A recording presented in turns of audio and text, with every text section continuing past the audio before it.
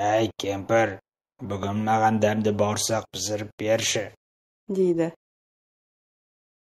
Оның біткені қашан, бауырсақты неден жасаймын? Қаптың түбін қағып, орнын сыпырсан, ұн жиналып қалар. Депті сонда шал. Кемпір қаптың түбін қағып, төгілгенін сыпырып, ұн жинайды.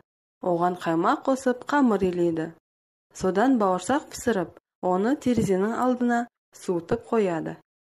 Жата-жата жалыққан бауырсақ терезеден жерге домалап түсіп, кемпір мен шалдан қашып кетеді. Домалап келе жатып ол қоянды кезіктіреді. Қоян бауырсаққа: Бауырсақ, мен сені жеймін, дейді. Жоқ, мені жеме, мен саған өлең айтып берейін.